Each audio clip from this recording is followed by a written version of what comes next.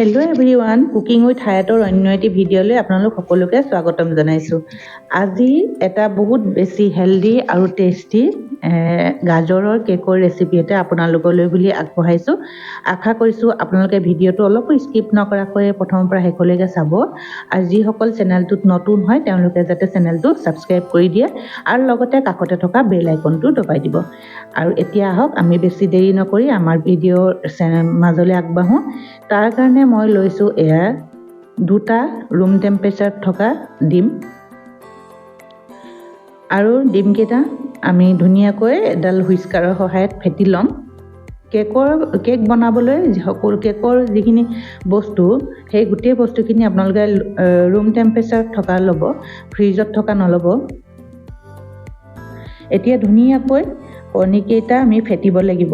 যেতিয়ালৈকে এইখিনি বগাকৈ ফেন হৈ নাযায় আমি তেতিয়ালৈকে ফেটিম। এয়া চাওক কেনেকুৱা এটা টেক্সচাৰ আমি পাইছোঁ। এইটো কিমান ধুনীয়া বগা ফেন হৈ গৈছে। এনেকুৱাকৈ আপোনালোকে ফেটি ল'ব। আৰু যদি হুইস্কাৰ নাই তেতিয়াহ'লে ইলেক্ট্ৰিক বিটাৰৰ সহায় ল'ব। এতিয়া মই চাহ খোৱা কাপেৰে আধা কাপ চেনি দিছোঁ। এইখিনি পাউডাৰ চেনি হয়, গুড়ি চেনি। আপোনালোকে মিক্সাৰত মাৰি গুড়ি কৰি ল'ব। আধা কাপ চেনি ল'লোঁ আৰু সেই একেটা কাপেৰে আধা কাপ ৰিফাইন অইল লৈছোঁ। আৰু ধুনীয়াকৈ ৰিফাইন আৰু চেনি আমি ধুনীয়াকৈ মিক্স কৰি ল'ম। মিলাই ল'ব যাতে অলপো লাম্পছ নাথাকে, তেনেকুৱাকৈ ধুনীয়াকৈ মিলাই ল'ব।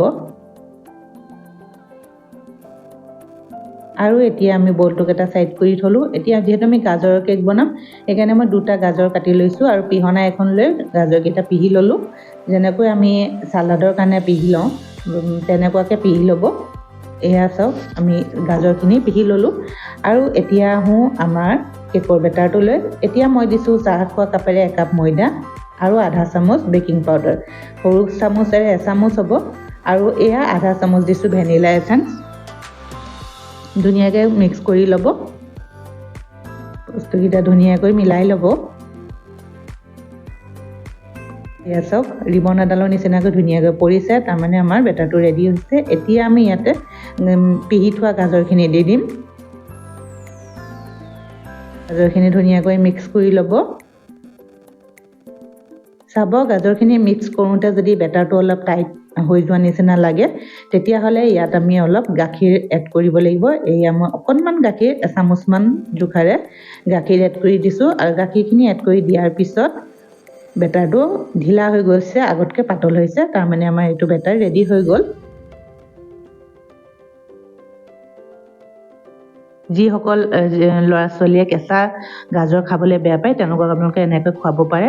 এতিয়া মই ½ কেজিৰ মল্ড এটাত অইল ব্ৰাছ কৰি ল'লোঁ, তেল লগাই ল'লোঁ আৰু লগতে এখন কাগজ পাৰি দিলোঁ। আৰু এতিয়া বেটাৰটো ইয়াত ঢালি দিছোঁ। আৰু এনেকুৱাকৈ এটা টেপিং কৰি ল'ব। যিহেতু টেপিং কৰি ল'লে আমাৰ ভিতৰত যিখিনি এয়াৰ বাবল থাকে এয়াৰ বাবলখিনি ওলাই যায়। আৰু মই যিহেতু কেকটো অভেনত বনাম গতিকে মই অভেনত দি দিলোঁ, উঠাই দিলোঁ। আপোনালোকে কেৰাহীটো বনাব পাৰে। আৰু এইটো ছেটিংটো আপোনালোকে মিলাই ল'ব। মই 180 ডিগ্ৰীত 20 মিনিটছৰ কাৰণে ছেটিংটো মিলাই লৈছিলোঁ। আৰু প্ৰায় 20 মিনিটৰ পিছত আমাৰ কেকটো ৰেডি হৈ গ'ল। চাওকচোন এনেকুৱা ধুনীয়া এটা কালাৰ ওলাইছে, ধৰিব পাৰিছে নিশ্চয়। এয়া চাওক। আৰু এতিয়া আমি এইটো আনমোল কৰিম। আপোনালোকে ঠাণ্ডা হ'বলৈ দিব। ঠাণ্ডা হোৱাৰ পিছতহে এনেকুৱাকৈ আনমোল কৰিব। এয়া কাগজত অকণমানো লাগি অহা নাই, বহুত ধুনীয়াকৈ আমাৰ কাগজখন এৰাই গৈছে। আৰু এয়া চাওক বহুত ছফ্ট হৈছে। এতিয়া আমি কাট কৰি চাওঁ আহক।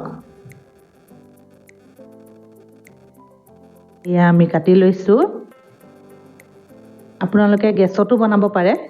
গেছত বনোৱা ৰেচিপি মই আগৰ ভিডিঅ'ত দি থোৱা আছে, লাগিলে আপোনালোকে তাৰ পৰা চাই ল'ব পাৰিব। এয়া চাওক গাজৰৰ টেক্সচাৰটো কিমান ধুনীয়াকৈ আহিছে, দেখিছে নহয়?